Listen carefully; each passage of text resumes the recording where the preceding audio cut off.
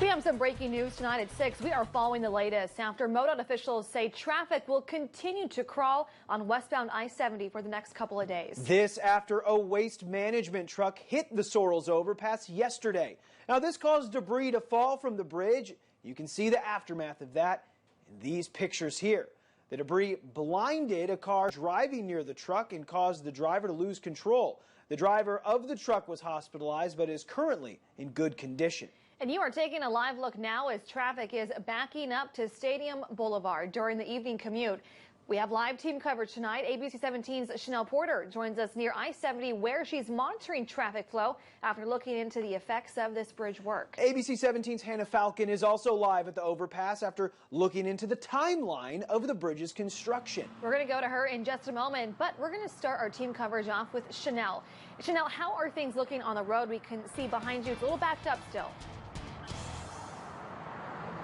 Yeah, Deb and Lucas, definitely looking here behind me. There is a line of cars. They are moving, but at a pretty slow rate as just one lane of traffic is open under the Sorrels Overpass. Now we're going to take a live look at the MoDOT camera to show you exactly what traffic is looking like during rush hour at this point. During a press conference today, MoDOT says the one-lane traffic will continue to cause backups through Thursday evening on I-70.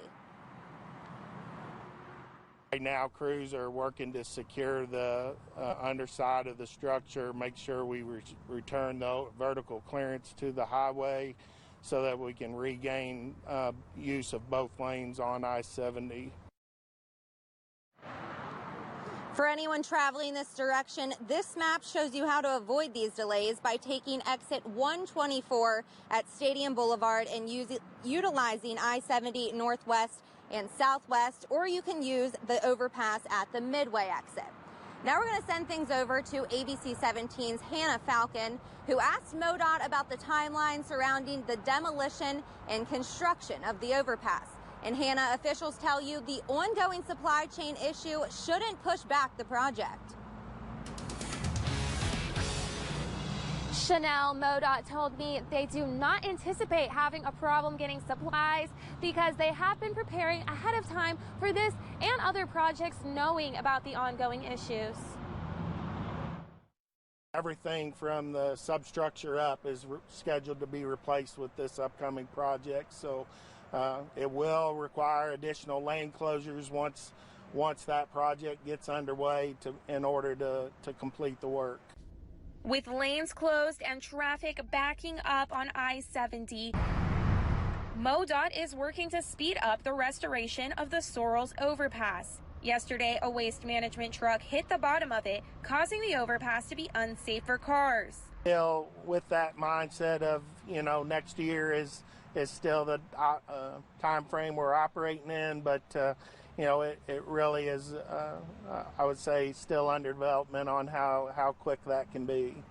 Since the bridge had a low rating from the state, it was already scheduled to be rehabilitated in 2022, but the crash sped up the timeline. A MoDOT spokesperson said they hope to have more lanes open by Thursday and the bid for the construction company very soon. Our anticipation is to bid the project yet this week, and then resulting in that is to turn around and make it an early notice to proceed to get underway as quick as possible.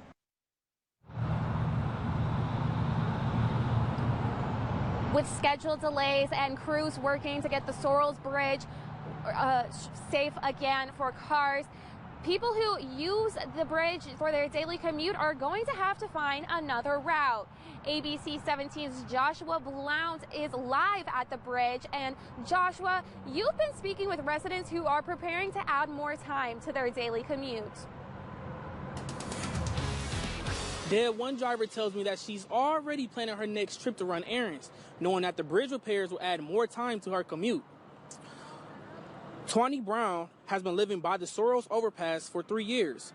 Prior to today's bridge closure, Brown says she used the overpass to avoid traffic and its easy access to nearby stores. It was no surprise to residents in 2022. The state was planning to shut down the bridge to be replaced, but that all changed Wednesday when the driver of a dump truck damaged the bridge. Now, Brown says she won't be shopping at some of the nearby stores she usually would. Using Stadium Boulevard or Midway will now be the new normal for her.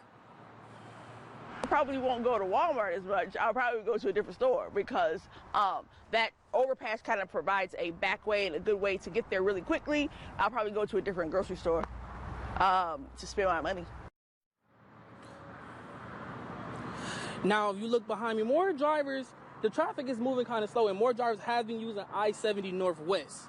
Reporting live from Columbia, Joshua Blount, ABC 17 News. Hey, Joshua, thank you. Now let's go ahead and take a closer look at the state's recent assessment of the Sorrels Overpass. According to the State Department of Transportation, the 63-year-old bridge was scheduled to undergo maintenance repairs next year.